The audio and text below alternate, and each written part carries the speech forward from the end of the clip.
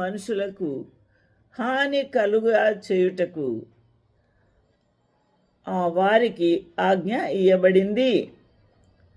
ప్రకటన గ్రంథము 4వ వచనం చూస్తున్నాం. Commanded, it was commanded them that they should not hurt the grass of the earth, neither any green thing, neither any tree, but only those men which have not the seal of God in their foreheads.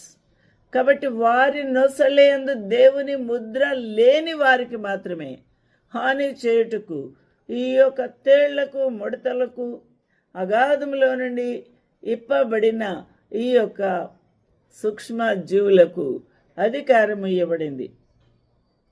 మరియు వారిని చంపుటకు అధికారం ఇవ్వబడలేదు. అంటే ఆ శ్రమ పెట్టుటకే గాని చంపుటకు అధికారం ఇవ్వలేదు.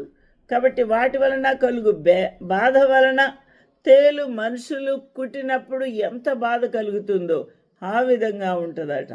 ఆ దినంలో మనుషులు మరణం వెదుకుదురు గాని అది దొరకదు అని వ్రాయబడి ఉంది. కాబట్టి వారి యొద్ద నుండి మరణం పారిపోతుందంట. కాబట్టి ఇక్కడ మనము ఈ మిడతలు, ఈ యొక్క తేళ్ల వంటి ఈ యొక్క జీవులు ఎలా ఉన్నాయి అనేది కూడా ఇక్కడ 9వ అధ్యాయంలో చాలా విచిత్రమైన ఈ డిస్క్రిప్షన్ వివరణ ఇచ్చి ఉన్నాడు. పాతాళపు దూత వాటిపైన రాజుగా ఉన్నాడు. పాతాళానికి ఒక దూత నియమించి ఉన్నాడు. ఆ ప్రభువు ఆ యొక్క దూత వారికి రాజు. కాబట్టి అబద్దోన్ అని పేరు. గ్రీసు దేశపు భాషలో వాని పేరు అపల్లోను అనగా పేరు నాశనము చేయువాడు అని పేరు. They had a king over them which is the angel of the bottomless pit, whose name is in Hebrew tongue is Abaddon, but in the Greek tongue hath his name Apollon. కాబట్టి ఆ విధంగా ఈ పాతాళము నుండి వీడు పైకి వస్తాడు.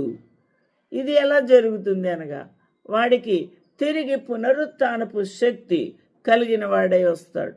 అనగా వాడు దేవుని యొక్క రెజరెక్షన్ పవర్ అనగా ఆయన 3 రోజుల తర్వాత ఆయన మరణము పొంది తిరిగి లేచిన విధానమే వీడు మిమిక్ చేస్తూ ఉన్నాడు. ఆ విధంగానే ఆ చనిపోయిన ఈ క్రూర మృగము ఎందుకు 2 సాక్షులను యుద్ధము చేసి హతము చేసినందువలన వీడు చావవలను అని వ్రాయబడి ఉంది. అందువలన వీడు చచ్చి ఉన్నాడు.